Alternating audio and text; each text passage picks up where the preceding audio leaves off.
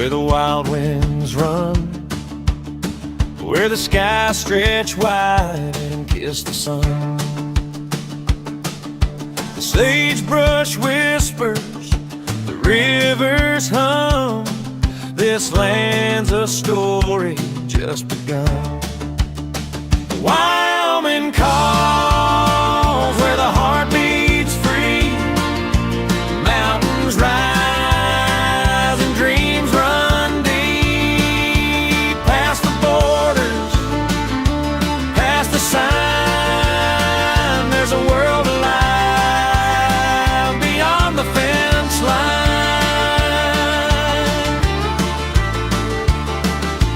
Boots hit gravel and the prairie sings. With every hoofbeat, the frontier rings. From ranchers' hands to miners' veins, the spirit of the West remains. Wyoming calls, where the heart beats free. Mountains rise and dreams run deep. Past the borders, past the sign, there's a world alive beyond the fence line. So come ride with me through the dust and time. Find the soul of Wyoming beyond the fence line. Mine beyond the fence line.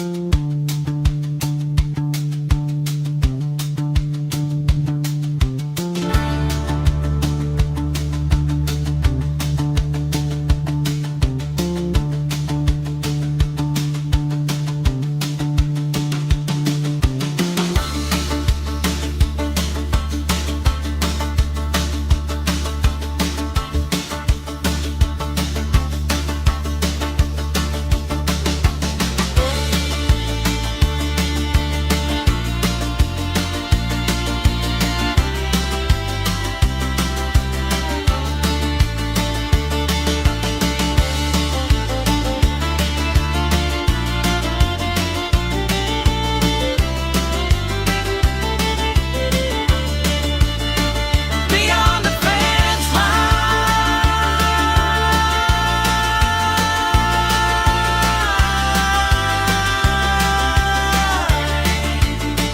Beyond the fence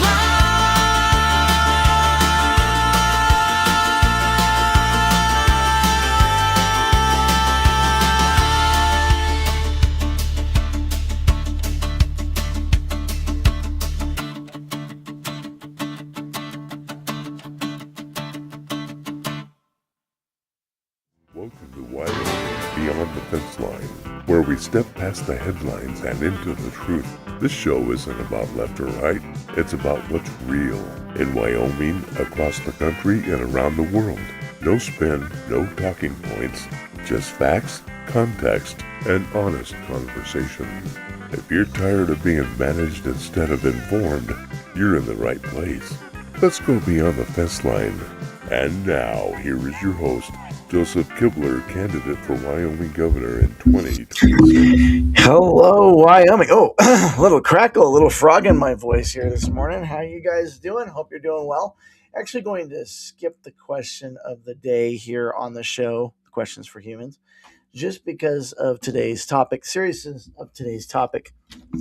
This is something that we don't talk about. This is something that we hide in the shadows with. But this is not something that I'm afraid to talk about. And by the way, I'll do that here.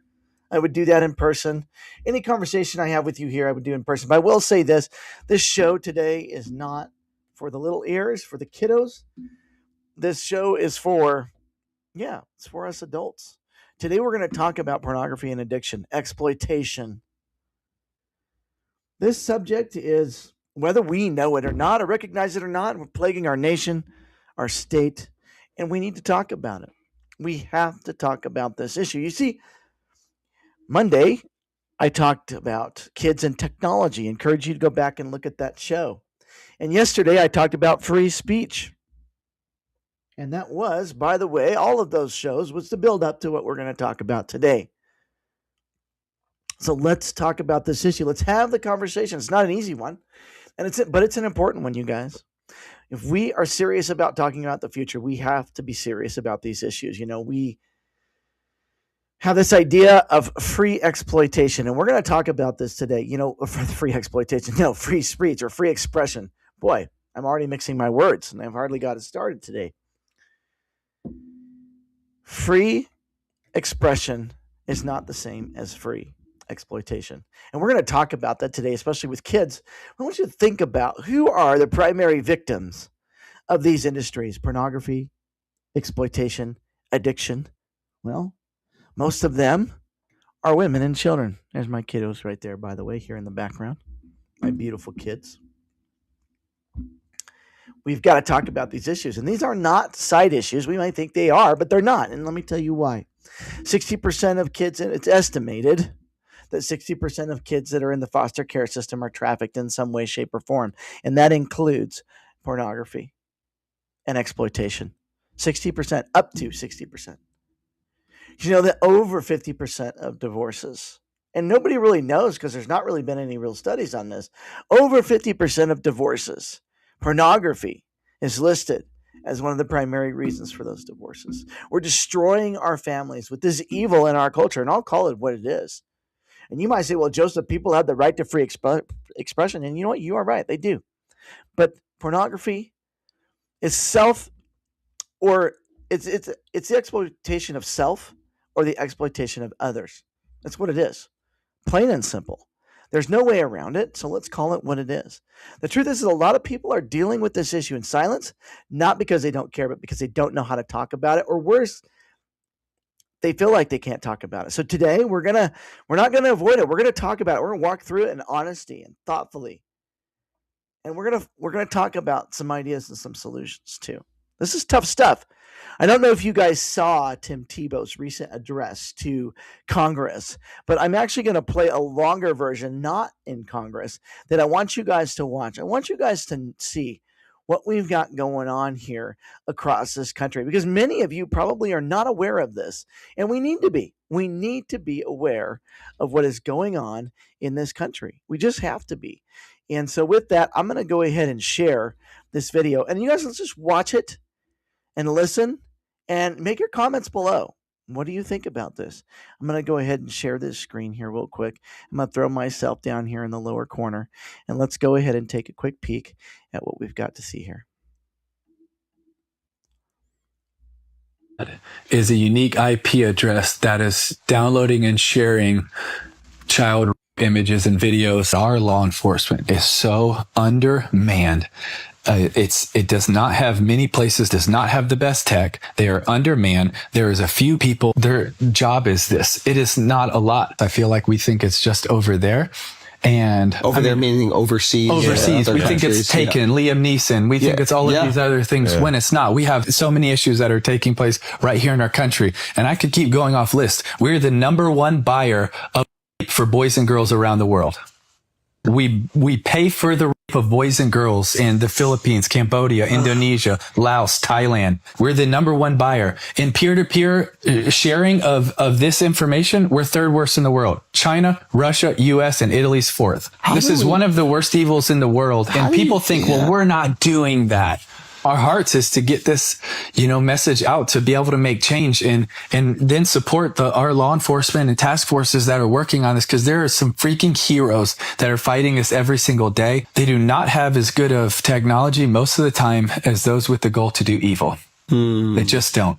Do you know how hard it is for these law enforcement officers when you wake up every day and you watch a video of an infant, of an 18-month-old, a 9-month-old, and that's one of the number one burnout rates for law enforcement. Yeah, how do you deal and process this? Like, you're hearing tragic stories probably daily. Like, I'm sure it becomes like a burden on you. Like, how are you dealing with it? We have gotten to see a lot of evil in this world, and there are a lot of people with a goal to do evil. And I do believe that there is evil, but I also believe that there is good. And there's a God who's good. And I feel like there is a battle every single day. But what I also get to see is not just the evil, but it's what happens when light and darkness meet. Light wins every time.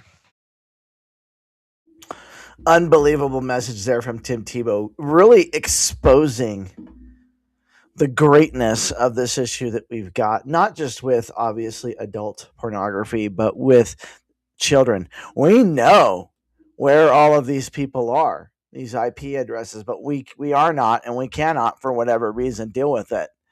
And it causes me to wonder, what do our leaders really care about when you look at what's going on in this world, and right under our noses, this is going on with our youth. And we're not even talking about adults. And I will talk about that, by the way, because I believe the men and women that participate in these industries are exploiting themselves, and they have no value and self-worth. And I'm going to share a video with you, a couple of videos, some interviews that I did here in a little while in regards to this issue, talking about self-worth and value, and how really we have so lost the ability to instill value and worth into our kids and into the next several generations. Now they don't know that they're valuable, that they're worth something.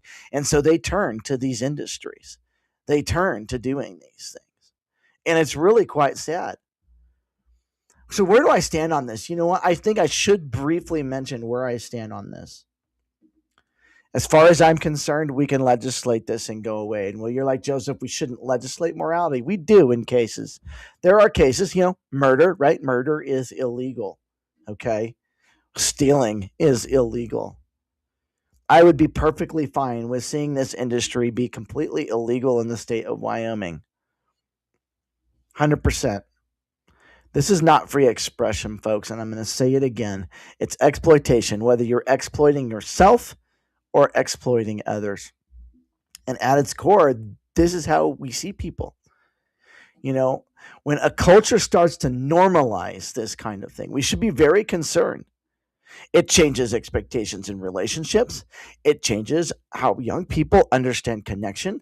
It changes how individuals see themselves. And over time, there's a disconnect between what is real and what is artificial. It shows up in marriages. It shows up in dating. It shows up in loneliness. And we're destroying ourselves from the inside out. It's a rot, you guys. And the second part, and I've already kind of talked about this, is the exploitation side of things. Perhaps all we think about when we think about pornography or addiction in this area, and we're going to talk about addiction in the broad sense too today. And this is a tough issue. These are not the shows I love doing, but I know that they're necessary because we need to have the conversation. And I want you guys to know where I stand on these things too. Is this bondage? We think of these things, like I was saying, as content, and we forget that there's a real human being behind there. Probably someone who more than likely has serious trauma in their lives. Perhaps they were abused as a child, verbally, physically, emotionally abused as a child, and this is where that led them. But when we remove the reality from the conversation, we reduce something that is deeply human into something that is disposable. Those who participate in these activities and or exploit others in these activities see human beings, women, and primarily women and children, right? The ones that we supposed to stand up for and protect. They're just disposable. They're just disposable.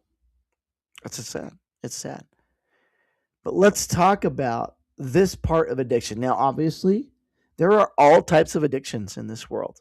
You know, I would say if I were to admit like kind of what my struggle would be, it probably would be food. That would be my addiction. Uh, sometimes when I feel a lot of stress, I might just eat a little bit more than I should, or have way too much sugar or something like that. And we all have our struggles. We all have our things. I don't pretend to be without them. I think that's probably one of my vices, and I have to be careful about that and aware of that and do that and be very cognizant of that. But people get stuck in addiction, and it's really, really, really hard to get out. And I understand that. I completely understand that. But this is more common for most people than we realize, whether it's in the church or outside the church. And we have begun to just destroy our culture of relationships.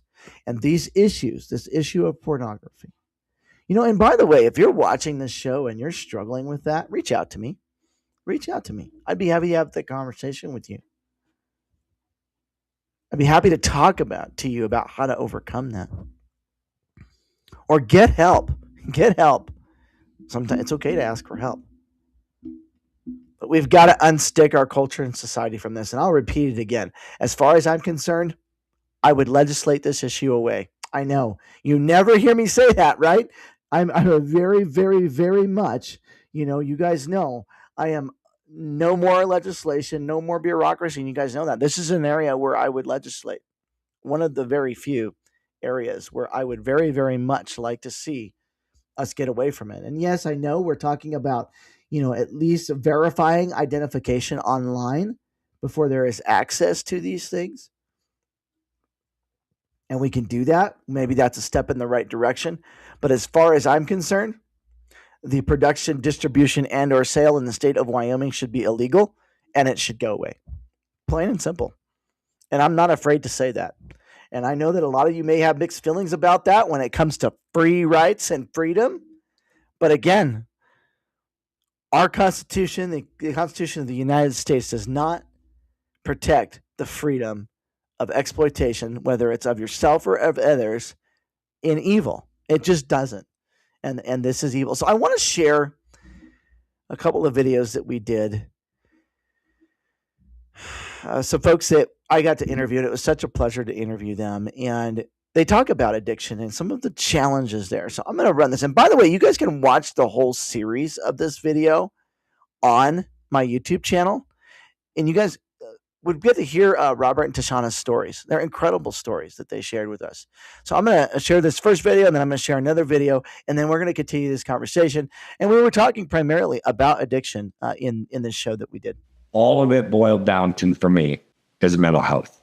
I tell people all the time, I have a drug and alcohol problem. I don't have a drug and alcohol problem. I have a mental health problem. This guy that I was dating ended up being very abusive and then started trafficking me. I dealt with that for 5 years? Stalking. I mean, I was in protective custody. The first time I went to the police department over it, I was told that he did not believe me because we were addicts. Got really, really messed up. I had called Robert. I was planning on just ending my life. I went in and I did my placement tests for the college, and they were like, you were 3 points away from a perfect score on the math test. When I was little, I was thought, gosh, it'd be really cool to be an astronaut. Fortunately, the society, it's interesting because, being here in Wyoming, we are a far cry from the craziness going on in places in this country right now. All of it. So just, what a beautiful story that they had, you guys. And I would like you to encourage you guys to go watch the whole series where they share about their story of addiction and how it tied into. By the way, we delved into this in the series where we talked about how their addiction was directly a result of not being told they were valuable, not being told they were worth something in life, that they were designed with a purpose, a good purpose, a purpose for good, not a purpose for evil. I'm going to share one more video because from that series that we did, just to kind of give you guys a sense of what we talked about and what went on there. And it was just a really, really great conversation that we had, but how really personal worth and value is so important when it comes to these things, and how we need to instill this into our kids so that they don't end up growing up with no worth and value, and just really getting to a point where they don't know what they're worth. And so they turn to industries or of self exploitation or evil. And we'll watch this here. I don't think I'll share the whole video, but we'll listen to a little bit of it. I have a 9-year-old boy in my life. His name is Hunter.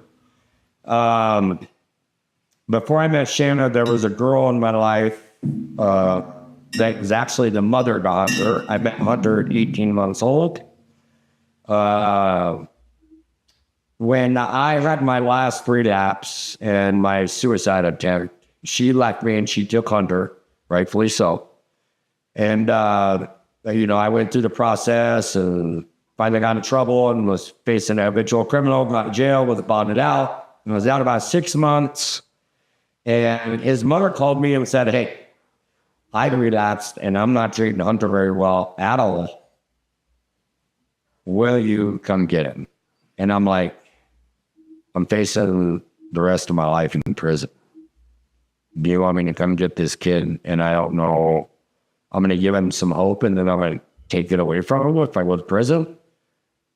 She's like, you're all he knows. And I'm like, let me pray about it. So I prayed about it, and my answer was go get him. So I called into work. I drove down here. I picked him up, and I took him back to Gillette. And 6 months after that, I was getting sentenced on 40 to life.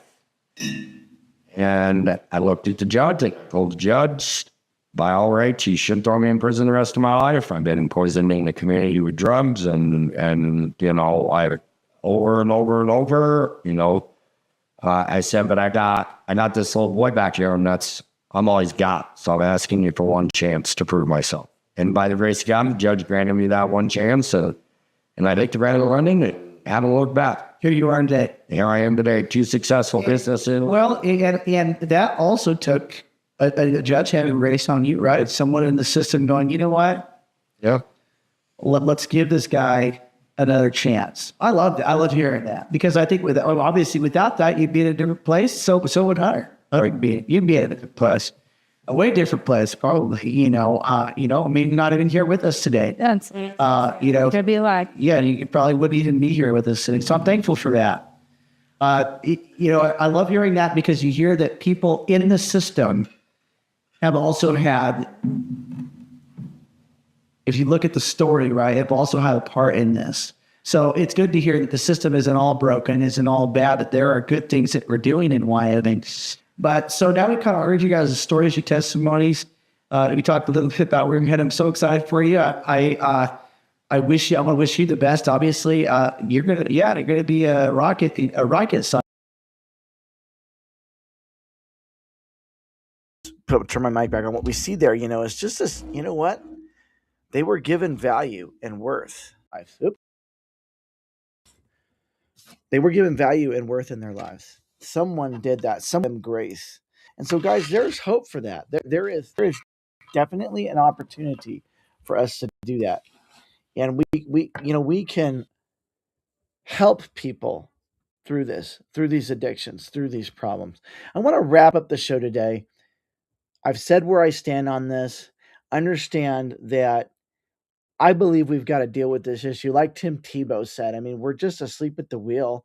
There's no resources to take care of this stuff.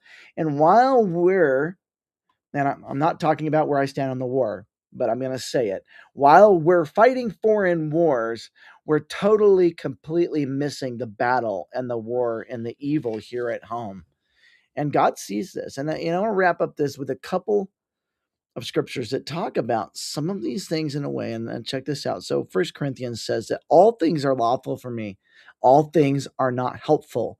All things are lawful for me, but I will not be brought under the power of any.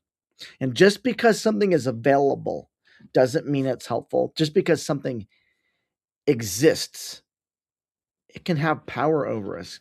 And we have got to address the condition of our heart when it comes to this issue. We have to address this. And we have to do it in boldness. 2 Timothy 1:7 says, "For God has not given us a spirit of fear, but of power and love and a sound mind." We need to be clear about these issues, guys. We need to have this conversation. It's not an easy conversation, but we have to do this with clarity, control, and direction. And we should protect our women and children from these industries that exploit them and spit them out and do such an evil and wrong towards them. We just have to. We have to address this. So where do we go from here? And that's a great question. We treat this like a surface level issue, but it is not. We have to address the root causes. Parents, you need to be willing to have real conversations with your kids about these issues. My kids aren't quite of that age yet, but we will be having those real conversations with them rather than avoiding them. That's a parent's job, by the way, not the job of the library, not the job of the school. It's a parent's job to have those conversations.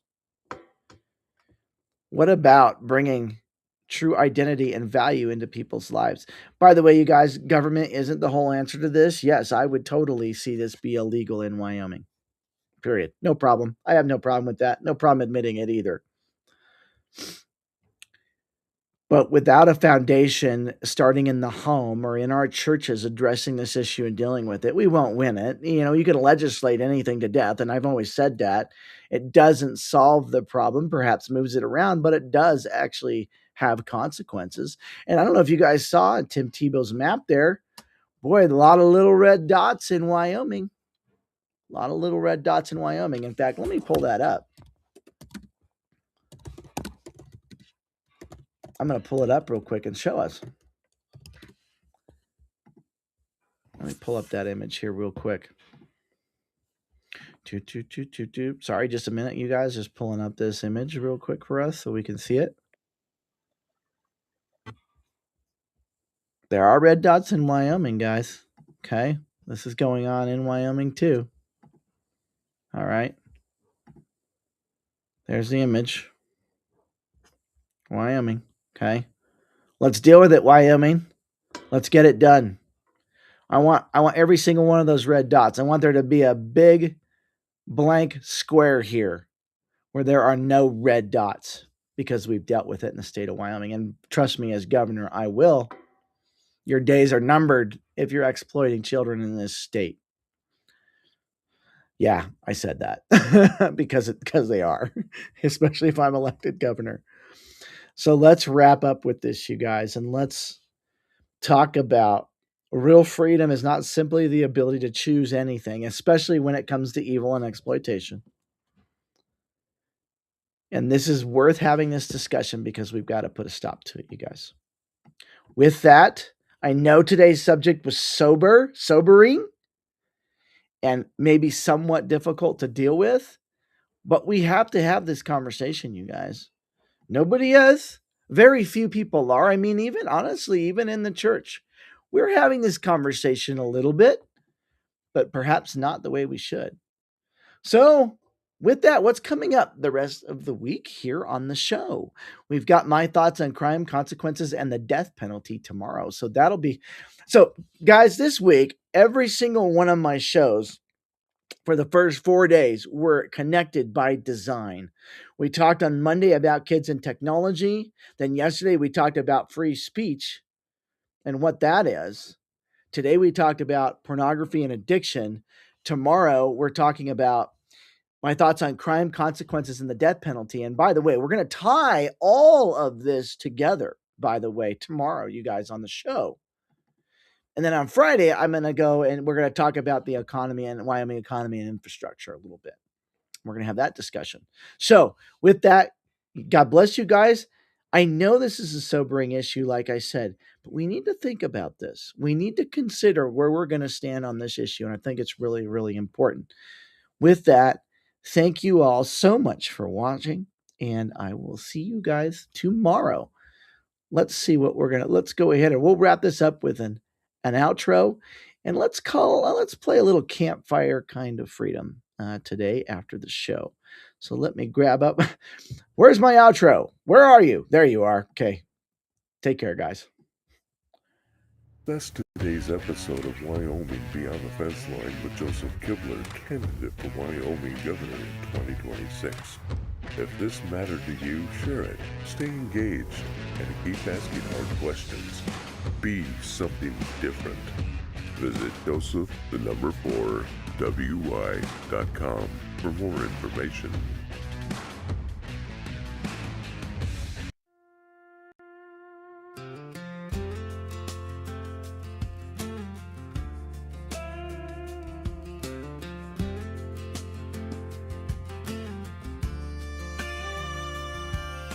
Grandma's got her Bible and a coffee can of seeds, sitting in that old lawn chair telling us what this place needs. Not another angry promise from a face on a TV screen, just neighbors in a circle talking about what freedom means. 'Cause round this campfire we all get a say. Red hat, blue shirt, still praying for the same new day. We pass that old guitar and the jar of sweet iced tea. You and me, we might disagree, but we're still one family. That's a campfire kind of freedom. That's the way it ought to be. Says listen more than talking, shake a hand that's worn and rough. You don't have to share opinions to share a plate and share your stuff. Boots in the pine straw, ashes floating to the stars. We argue, then we're laughing while the crickets play their part. Out here the land remembers every promise that we made. Cornfields, cotton rivers, they don't choose a side to take. So pull your chair in closer, let that old hurt melt and bend. We can fight like Ken at supper time, then bow our heads again.